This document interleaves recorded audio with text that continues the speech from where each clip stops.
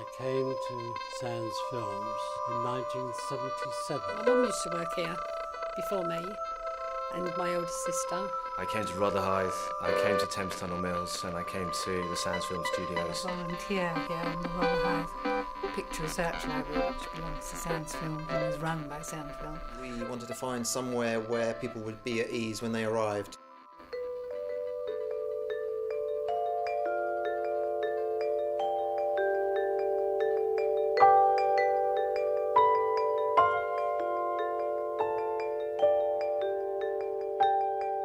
Sands Film Studio is located in Rotherhithe, London, and opened its doors in 1975.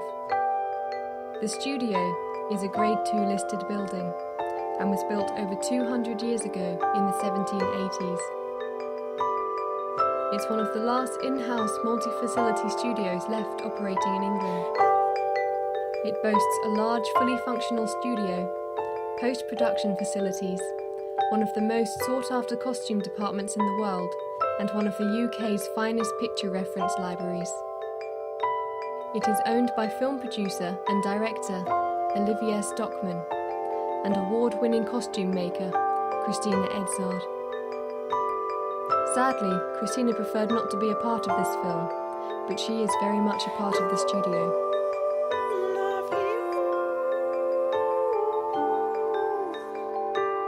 This is the story of Sands Film Studio. Well, the studio moved in this area in the 70s, the mid-70s, a period at which, creative individuals needed space for work, and they naturally invaded this part of London, which was at the time derelict and unused.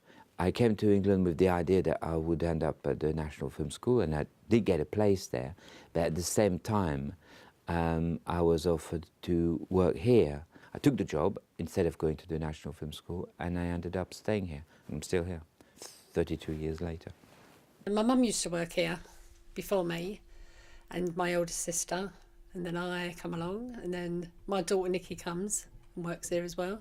All the ladies upstairs have got their own specialities, she'll have one on corsets, one on, and I usually get the dresses. I moved to Rotherhithe area just over a year ago. The main reason why I came here was I just finished my architectural degree, and I was looking to move into a place that had real character. I came to Thames Tunnel Mills and I came to the Sands Film Studios and fell in love with the place immediately. I knew I had to live here.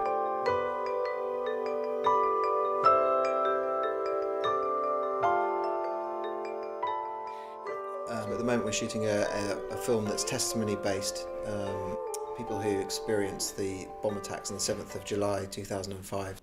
This is the first time I've used Sands Studios, and we looked for quite a while for a location that was suitable to do these interviews, which are very sensitive. We wanted to find somewhere where people would be at ease when they arrived, and that they could sit and have cups of tea and just feel relaxed, because obviously we're asking them to talk about something that's potentially very upsetting for them.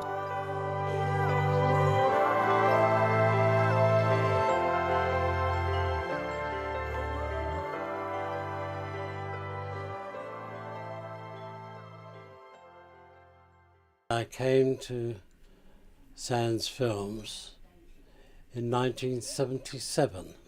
It was the beginning of a new whole era of my life, Do the embroidery here now, but it was virtually a challenge. It was put down to me by Christina, who one day just gave me this particular frame, as it happens, told me to copy something, which I was able to do.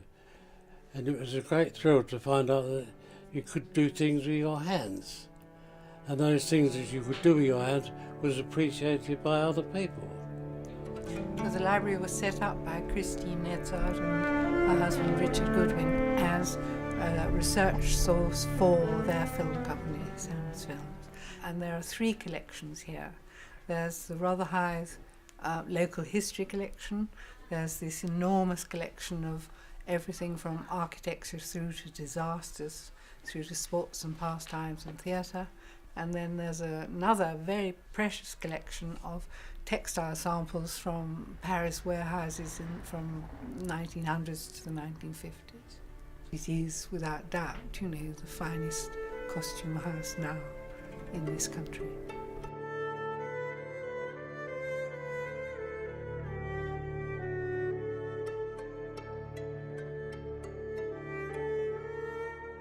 Christine is ultimately the inspiration of this place. She's the one that sets the standard and is a sort of guide and leader. Christine and I do a bit of a double act. I look after certain things which are more to do with the administrative side of the company, and she tends to look after, or she certainly is the port of call for the people who come to us. She's the only one I like doing fittings with, because the other designers, they hum and haw and they're not too sure, and she's sort of very decisive. She knows what she wants, and it makes life a hell of a lot easier. I actually came in to embroidery by just doing what Christina asked me to do, and she obviously saw my ability before I did.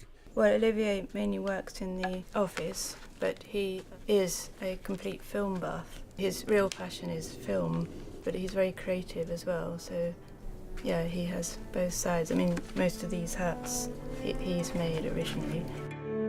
We run a film club here once a week on Tuesday night. Of course, we all watch television, we all watch things online, but what makes cinema really different is watching it with a live audience, and so having a film club makes that possible.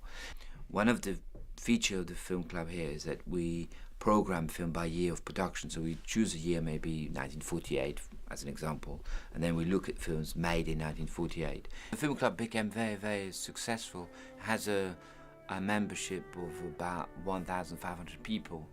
It's a very successful thing. It's something we didn't plan it just happened.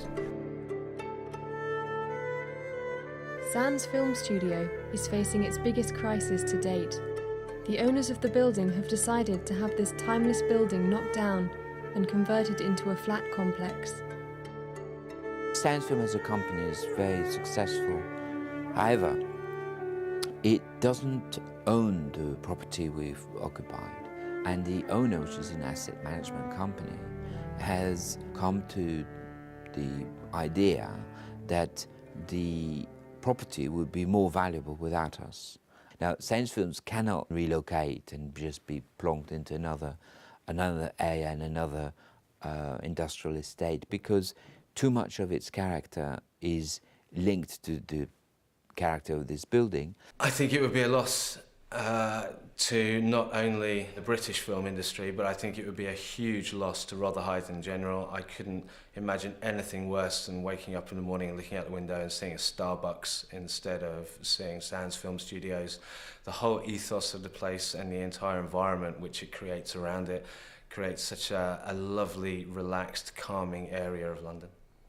This is a studio, so I'm told, based on the original studios, or lots of people would recognise the original studios by coming through here, because everything is done in-house. I'm very, very territorial about it. I mean, we've been here 30-odd years. We've involved the whole community in this area, in this project. People come here because they know we have a particular look. Big designers like Sandy Powell, they know that it's something that's being created over time, and you can't make that. You can't get that instantly. It's something that's developed, and if that goes, it goes forever.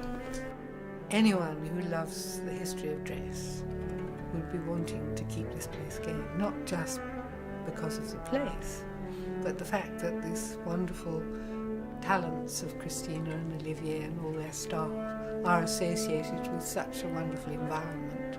If you imagine transposing all the idealism of Christina and Olivier about their work into some terrible modern industrial unit, it would be absolutely heartbreaking. We've achieved reaching an agreement with the landlord that we can buy. We've agreed a price, we've signed a contract, and what we have to do is to raise the money to buy the property. So we're issuing shares in a company so that we can raise the capital. The issue with this is that we've got to raise the money. Now we've agreed to buy it, we have to succeed in raising the money. It's unthinkable to let it go and not actually save it.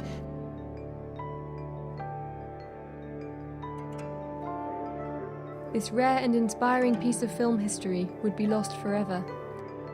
Olivier and Christina have 6 months to raise £3 million to save Sands Studios. We're going to find a way out because it is too much personal investment in having created Sands Films.